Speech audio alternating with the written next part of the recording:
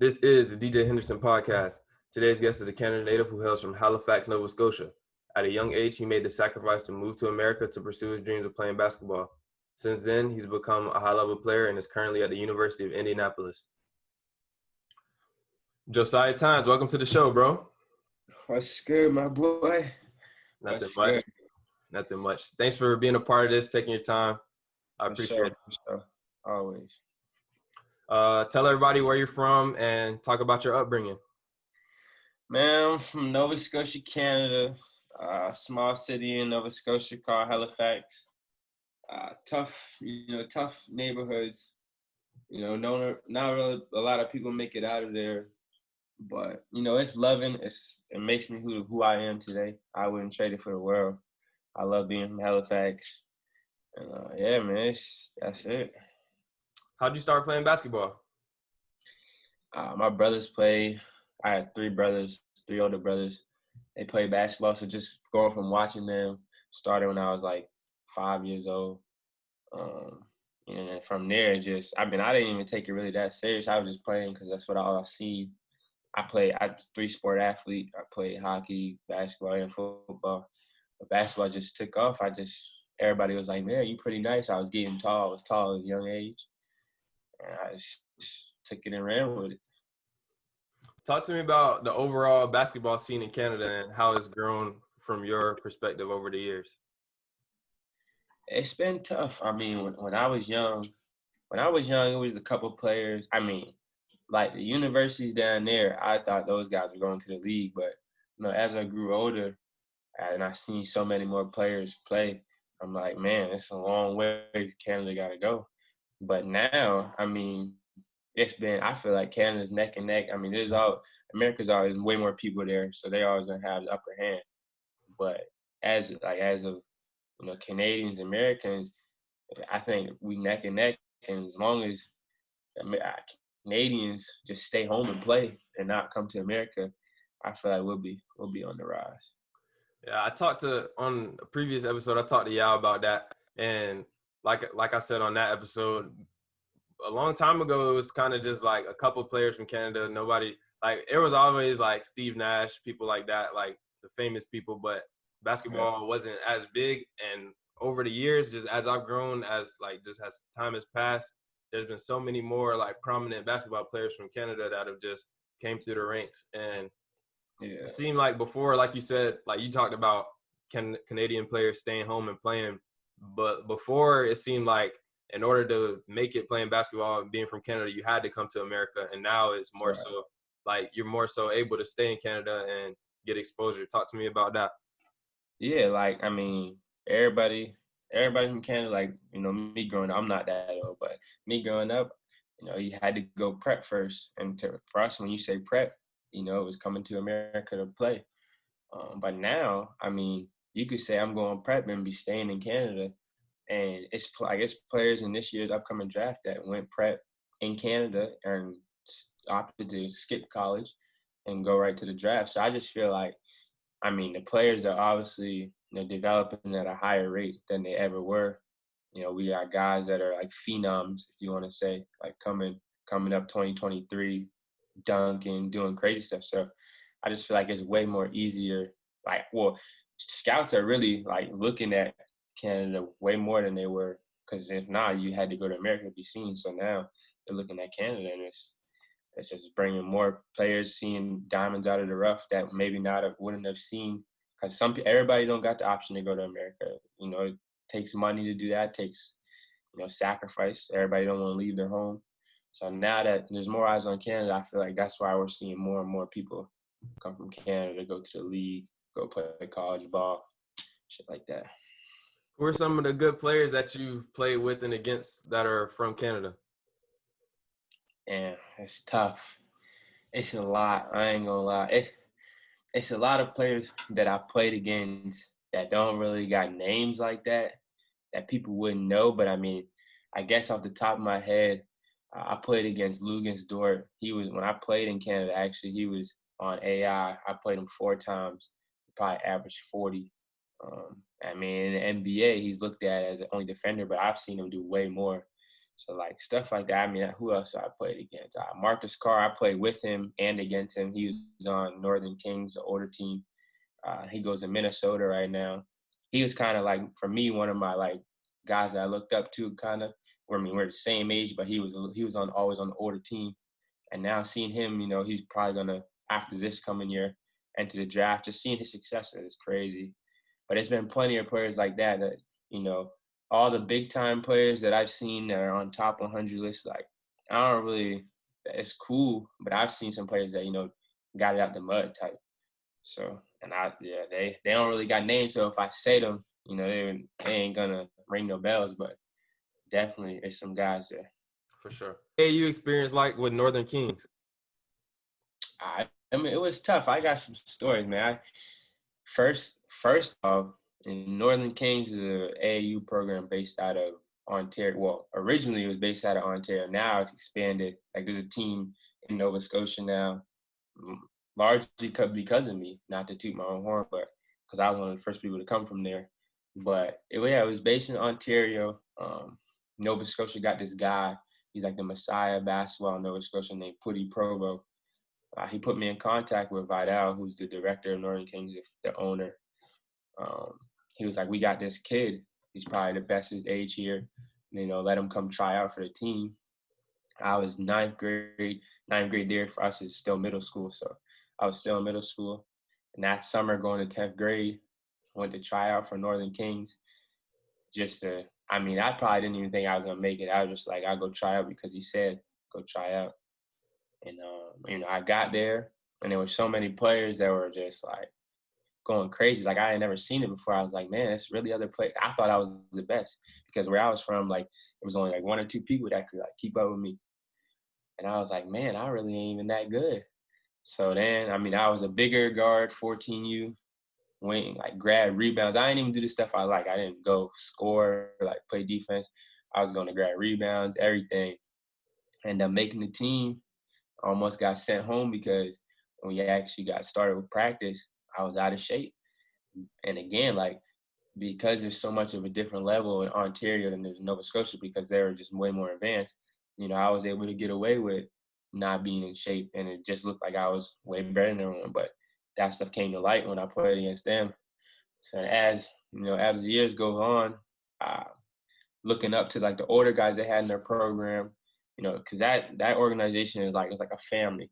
So everywhere the young guys go, the older guys go. So we went to Vegas, playing against some of the top guys there, Trayvon Duval and them. Like I played up one year on 17U and I was 14.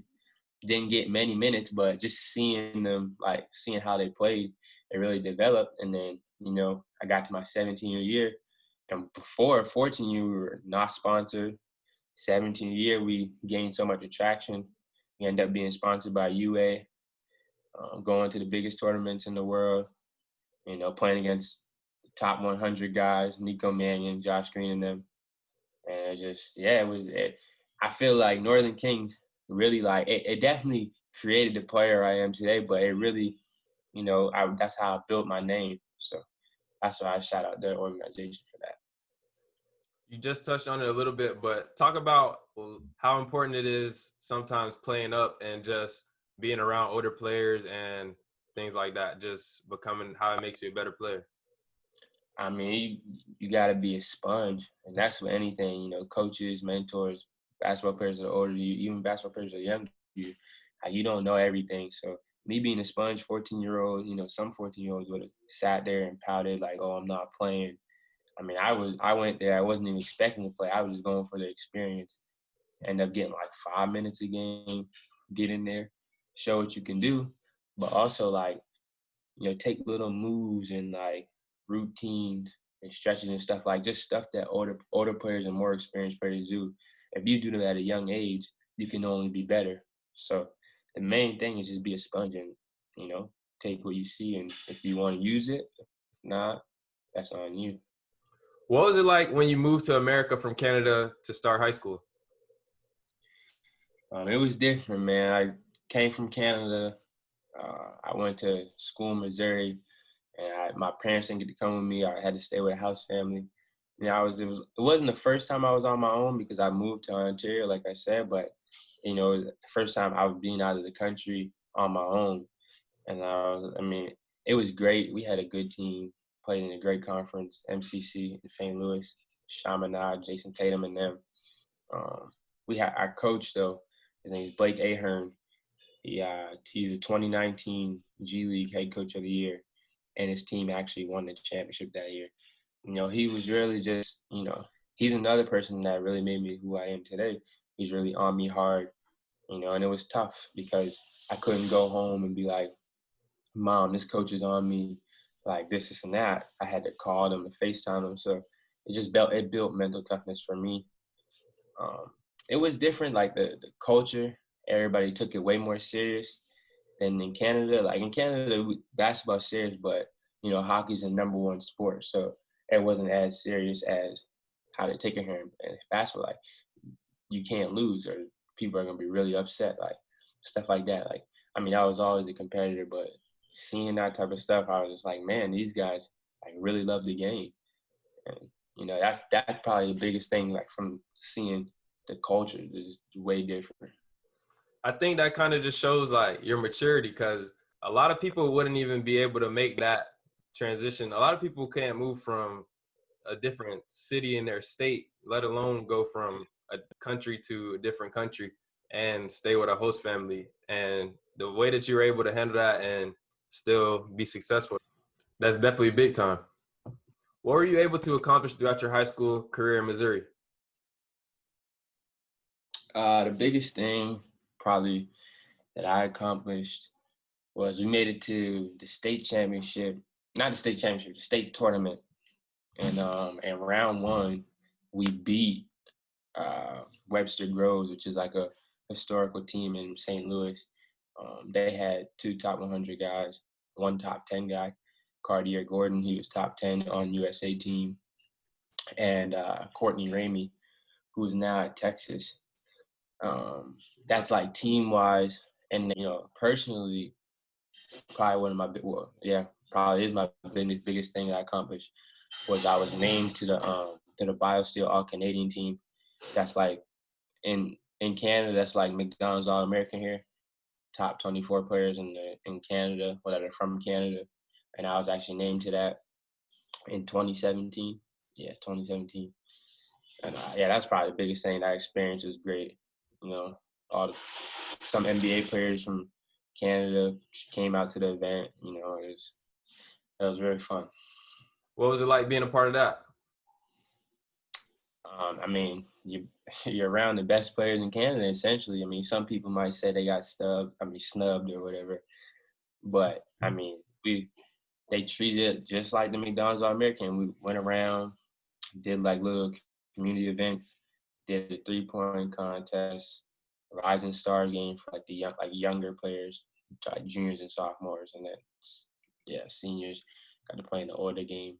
It was nationally televised on TSN. I mean, it gave us a little bit of like stardom for high school players. It was fun though. It was very fun. How did your game progress throughout your high school years? I mean, I think I just became smarter. My shot, like obviously my skills got better. Like when I was a freshman, I, I was probably only going to the hoop, maybe shoot a wide open jumper. But as it grew on, like this goes back to like playing AAU and watching the older guys. I just got smarter with like shot selection, reading the defense, playmaking. I played point guard and shooting guard in high school. So I mean, I think the wisdom of the game was probably the best thing that progressed throughout high school, and which led me to some success in college. So after you finished high school in Missouri, you decided to do a prep year. Talk to me about that experience. Yeah, so I decided to do a prep year back home in Canada at TBA, Premier Prep School in Ontario, located in Ontario. I stayed with my mom's sister there. It was a good year. Team made it to the semifinals, then got knocked out by the team that actually won, which is Crestwood. But I feel like that's when really like my recruitment started to pick up. I got some interest from D1s. I had an offer from Purdue Fort Wayne. Uh, I went on a couple of visits, like unofficial visits to like Cleveland State and Robert Morris. Just trying to see, because I wasn't really like a highly recruited person out of high school, so I was just trying to see, gauge my interest, see where I could land at. The Purdue Fort Wayne offer still holded, but they were trying to the money didn't work out. So I didn't want to pay for school. They're trying to make me pay for school, so I was like, I'll wait. And they were like, if you go JUCO, maybe that next year we'll definitely have a spot for you. So that's where I decided to go. But when it came to recruiting for JUCO, it was down to two schools, which was Navarro College out in Texas and Santa Fe. And I actually committed to Navarro like it was in July of that summer. And the day I committed, he was like, man, somebody just committed this morning and we couldn't take your scholarship. So then I was like, all right, cool. End up calling up Coach Mary at Santa Fe, committed, and he had a spot for me, and it was history from there. What was it like when you first arrived at Santa Fe? I mean, I was like, damn, I'm in Florida. It was, that's big for me. I'm coming from Canada in the cold, it snows, and Florida don't do that. But it was cool. Like Coach Mari was a older guy, so I didn't know how he was gonna fit, like how me and him were gonna fit for player and coach. But it was cool. I liked it at first sight. Like the campus was nice. Where we were staying at was nice on first sight, but as I got into it, I was like, this ain't really it. But I mean, first impressions were pretty good. I was like, man, I'm gonna have a good year. I met some of the teammates before I even got down there. This boy right here. Yeah, and that was it. Yeah, we met. Joe was my roommate last year. We became bros, teammates, roommates, spent a lot of time together. Definitely became a good friend of mine. Feels like we've known each other for a lot longer than a year. It's just now being a year now because the season, like the school year just started. But definitely a good friend of mine, means a lot to me, and definitely a great teammate. What was your mindset heading into your freshman season at Santa Fe?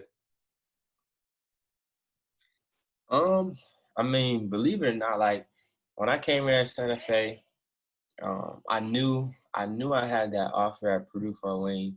So like I was kind of like, I'm probably gonna go here if all else fails. But I definitely came in here with a chip on my shoulder just because, everybody always was like, oh, you shouldn't go JUCO or JUCO's tough, JUCO's not for everybody.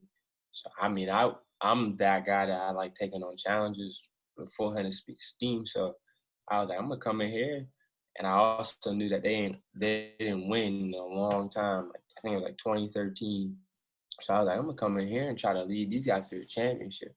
Of course, that's my ego talking. I know one person can't do it, but I was like, I'm gonna come in here, have a big year, be an all American, just come in here, be the best of me I can be, and help these guys get far. And I was still out there searching for offers. Like I wasn't gonna settle for Purdue Fort Wayne, but I quickly learned that's how you don't get stuff. You just got to go out there, play team basketball, and win games, and it'll all fall in place from there. You just touched on it, but tell the audience about just the JUCO experience and how it's not for everybody and how it can really be tough. It could definitely test you. I mean, it's somewhat of what they say is true. Like it's definitely not for everybody. It takes some mental toughness to be in JUCO because, you've really landed a misfits. Like everybody's in JUCO for a reason. So, I mean, it's cool. It's like it's for freshmen. I mean, you're gonna get used to it. It's gonna help you for 4 years because you're gonna get used to college and see how it actually operates. As for like basketball, everybody's out there searching for the same thing. So that's where it really gets tough. Everybody's out there looking for an offer. So you got to try to separate yourself a lot in order to. It's just like with anything, like everybody, you might not be the smartest, you might not be the most athletic, you might not be the most skilled, but you got to find something that separates you apart from the next person to your right or across from you that you're playing against. So I mean, that's it. My JUCO experience was good. I wouldn't trade it for nothing. So that's A lot of people they don't understand that it's not easy to win, especially in JUCO basketball, because like you said, everybody's just trying to get out, everybody's trying to show what they can do, and it's hard to have a cohesive unit. And when you do, and like when your team or when you have a successful team, like the most successful teams end up always having the most players that go on to play at the next level or at nice schools at the next level, because in JUCO is mostly like really it's hard to get exposure, but if you win games, if you're winning, then that's when all that comes. But it's not easy to win, so it's yeah. definitely very tough. You just gotta figure it out, and like you said, figure out a way to separate yourself, work hard, just do what you gotta do. Really, it's just a grind, mentally, physically. I mean, yeah, everybody not gonna, there's some players in JUCO that go out there and average 20, but that's not how JUCO is. Like, I've seen some of the best players average 12 points. And it's like, man, he really only averaged 12 points, but it's because that is guarantee you if he only averaged 12, his next best player averaged 11, the next best player averaged 10, because they're actually trying to win. If you win, more eyes get seen, more eyes get placed on you, and you get seen more. So like, that's why it's like, yeah, come in there with a chip on your shoulder and be like, I need to get this offer or take this offer from him. But you also gotta win games. And in order to win games, you need teamwork. It's never gonna be one person out there just winning the game. So Yeah, so it's too tough. There's too many good players, coaches. Just it's too tough to win by yourself. It's not really possible. So you got to have a good team to win, and together everyone achieves more. That's what people say for team. That's like real facts, really. If you can't really do it by yourself, like you said, it's not really possible. So after your freshman year at Santa Fe, you decided to go to University of Indy. Talk to me about what it was like arriving at UIndy. I mean, so yeah, I committed to UIndy during the pandemic. I couldn't really take any visits, so it was kind of tough. Like for my recruitment, I had a couple D1 offers, couple D1 interests, other D2s offers, but yeah, I just felt like UIndy was like, I knew the coach there for 3 years prior, and I just felt like it was a family atmosphere. Like he wanted the best for everybody on the team. There was no favorites. There was no. I could tell. I could tell that he wanted the best for everybody on the team. He showed me the facilities, whatever, and then like throughout the summer, we were on Zooms and stuff. And, like that's when I could really tell like it was a place for me. When I got here, of course, because COVID, I had the quarantine for 2 weeks, which sucked. But when I actually like arrived on campus, some like 4 of my teammates met me upstairs. They were happy I was there. The facilities are great. The campus is great. I mean, you could just tell like even when the first day I got here, coach took me out to eat. He was like, a lot of players that come here end up staying here and like living here for the rest of their life. So, get used to it. And I was like, me thinking, I'm like, man, I'm about to go back to Canada after this or go play pro or something. But now, like, since I've been here for 2 months or 3 months or whatever it is, I could definitely see what he's talking about. It's a city you would want to be in. It's not too flashy, but it's also not small. Like, it's plenty of stuff to do.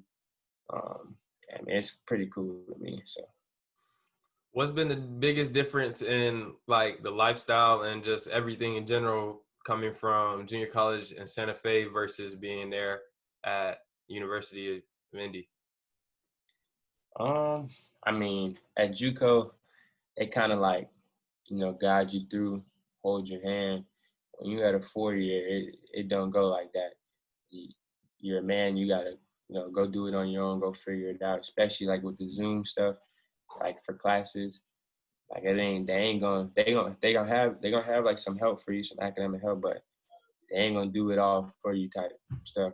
And yeah, it's difference. And for like basketball, it's just more up tempo. Like, in JUCO you can get away with like getting water and like walking on the floor. You can't get away with that. You get your water and you sprint to your next spot. Like everything you just pay attention to way more details. And that's why it's another level of basketball, because they're way more disciplined. They pay attention to details. So that's probably like the biggest thing. How has that made you a better player and a better person? I mean, it just helps the discipline. You can never be too disciplined. You need discipline in everything in life. It's not just basketball, work, whatever it is, you're gonna need to be disciplined and, be on your stuff. But also like the players they're just way better. 4-year players are here for a reason. I know everybody likes to look into like levels of D1, D2, but I'm telling you, a lot of these players, they either transferred from D1, so they could have played there anyways, or turned down D1 offers. So like, it's just, it's gonna challenge you. So it's obviously gonna make you better when you face those challenges. What would you say to somebody that is thinking like Division II basketball isn't like the real deal, or it's not tough? Like, what would you say to somebody that's thinking things like that? I would tell them come find out, because I thought the same thing. I'm telling you, I keep it real. When I came out of JUCO, I was like, man, this D2 stuff, it ain't gonna be whatever. Like, I know I could play D1, but man, it's not like I came here, everything was given to me. Like, no, you gotta work for everything you get. You gotta work for minutes, because now it ain't just freshman and sophomore on the team. You're playing with guys that are 23-year-old that are seniors or fifth-year seniors that are ready to go play pro basketball after this. So, it's just way more of a challenge. So you could say, oh, it's not that, but until you come watch a practice or actually step in between lines with these guys, you can't say that. It's definitely, I know for sure it's definitely a higher level where you are, but like just for me personally, just coming into JUCO, I expected it to be tough, but I didn't think that it would be as tough as it is. I know it's kind of like how you just said basically the same thing. You didn't really think it would be as tough. College basketball, period, like college sports, period, is it's all tough. It's hard to win games. It's hard to practice. It's hard to make it through a season.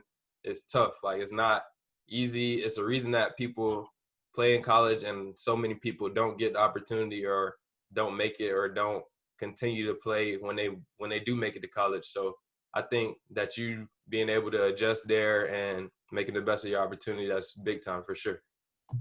Yeah, I mean, you got to think about it. Like, even at JUCO and here, like when you're in high school and you play a team, it's like, yeah, we just got to worry about like the best player on the team. When you playing in college, you got to think everybody on this court was probably the best player on their high school team, or not like the second best player. So, the competition is obviously going to be higher. Like, it's not going to be like high school. What are some of your goals for your sophomore year at UIndy? I mean, for me, I'm considered young here, sophomore, underclassman. So like for me, I want to win. That's always the main goal. So win a GLVC tournament, win a national tournament. I think we got the guys to do it. This team last year was ranked number 1. We was going to host the region tournament before the pandemic shut it down. So I feel like, we got some returners and, we could do some more of the same stuff. But like, personally, whether if I get 2 minutes a game or 30 minutes a game, like that, it really doesn't matter to me. I just want to impact the team however I can, because I know I have way more. Like, I have a long career here, so to me, I'm just be a sponge, like I said, take everything in, and if I can contribute right away, then that's great. If not, if it takes a year or whatever, that's cool too. Like, I'm not closed-minded as, oh, I got to do this, I got to do that first year. I got to do what I got to earn my stripes type thing. I think that mindset just shows what kind of person you are, what kind of player you are, because most people don't have that kind of mindset, and not having a mindset like that is what leads people down the wrong path sometimes, just putting too much pressure on themselves or just trying to make themselves the center of attention, not realizing that it's always just bigger than you. That's something that I say to myself all the time. It's bigger than you. It's bigger than you, because it's not really all about you. The world doesn't revolve around you. It's more about everything else. And in this case, your team, your school, your program. So that's big time.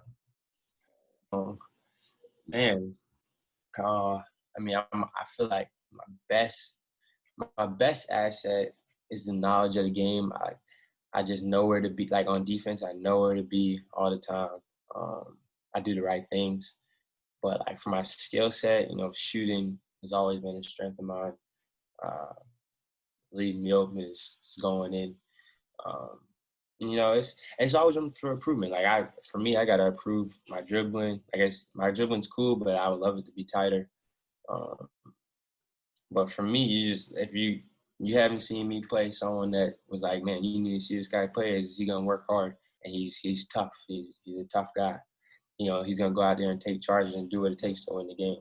That's probably what they'll say.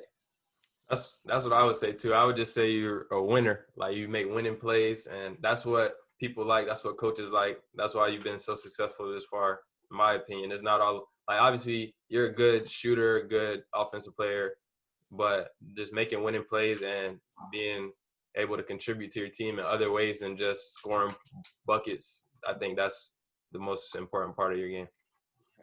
How hard have you had to work to get to this point? Countless hours. Still feel like I ain't put in enough work. Real hard work. A lot of sacrifice for me. A lot of people can't do what I did. I've been away from my family since 9th grade. I only get to go home summer and Christmas. And believe it or not, that's tough. Like, it's what I want to do. It's gonna take me like where I need to be. But for me, that's probably the biggest sacrifice. And then for like basketball, I live in the gym. I got 1 million hours on like outside courts, inside courts, and I still feel like it's not enough. So countless hours. That's what I would say. It took a long time to get here. What's your why? Like, what motivates you to just keep going and keep pushing, even though you've made it this far and you've accomplished this much? My why. I got a couple whys. First, my family, of course. Not even really just to like, get rich or, you move them out the hood. Cause I really don't think they'll move. Like, if I got rich, they wouldn't move out the hood. But really, like, I would say my family just to be like, they could say that their son went somewhere or that their son graduated from college and, and make them proud. My second why is, believe it or not, my city, North Preston. That's the community I'm from. I love it. I wouldn't be the person I am without them. So, like, for them, seeing all the players that, were so talented, guys that I'm like, man, this guy can play in the league, but didn't have the resources or didn't have the book smarts to be able to do it, for me to just carry on their legacy, because they treat me like a little brother to them, all those guys. So for me to just go on and do it, I know I'll get endless love from them. So that's another reason, my city. For sure. What would be your biggest piece of advice to somebody that's trying to make it? Biggest piece of advice? Hard work, really. Like, I've met a lot of people that are super talented, didn't want to I was one of those people. When I was younger, I didn't want to put in the work. I didn't see the reason in it, but I'm telling you, if you put in the hard work playing sports in general, even if you don't like sports in the end, it's going to translate to the workplace. You're going to have better skills, communication, teamwork, all that stuff. So hard work, and, never take anything for granted, because it could be taken away just like that. That's what I would say. Take every opportunity with open arms, be open-minded, and attack it.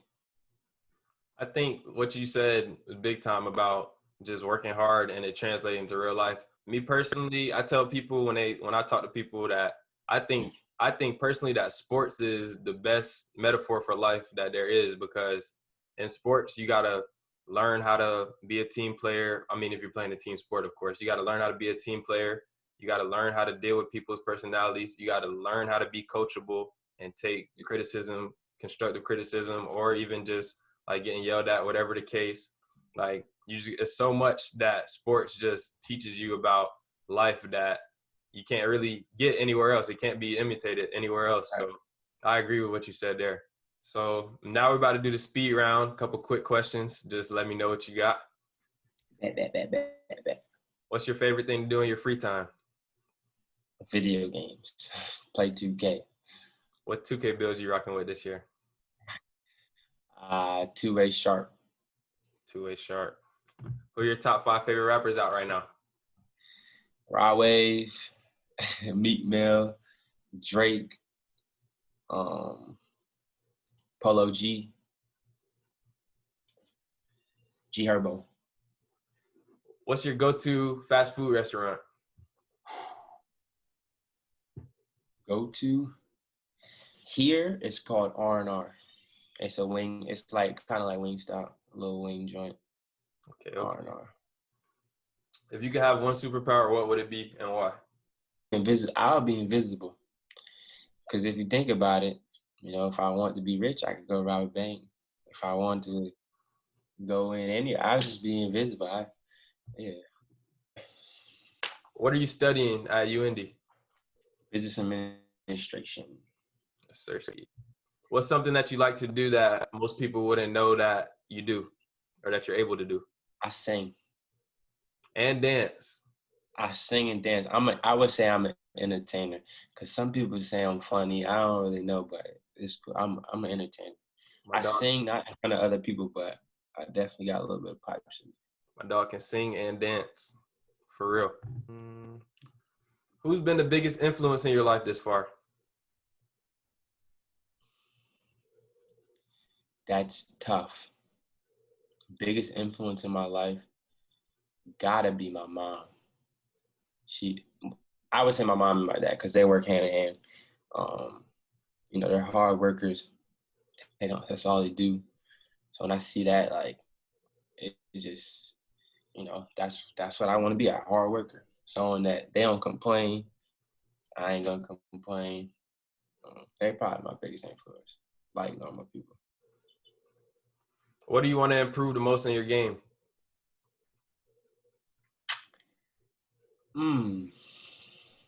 Believe it or not, it has nothing to do with my basketball skills. What I need to improve is gaining weight. That's what I need to improve. It'll make me a way better player than I already am. If you could meet and spend a day with 3 people, dead or alive, who would they be and why? Kobe Bryant, my favorite person in the world that's a celebrity. So I would just ask him everything about basketball life, everything. Bill Gates, got to know what's the secret sauce, make the money. Who else? The Lord and Savior. I got to talk to the Lord. For sure. Ain't no explanation for that. It's a great answer. Well, Josiah, that's about it for the show. I just want to say again, thank you for being a part of this. I really appreciate you taking your time out and showing me some support. Tell everybody where they can find you on social media. Yeah, man, appreciate you, bro. You can find me on Instagram at _SheLovesJoe. That's Joe with no E. Twitter, Josiah Tynes. That's all I really be having. Make sure you go like, comment, subscribe to my boy. It's love, bro. Yes, sir. Again, thank you, and I'll see you guys on the next episode. Yes, sir. Yes, sir.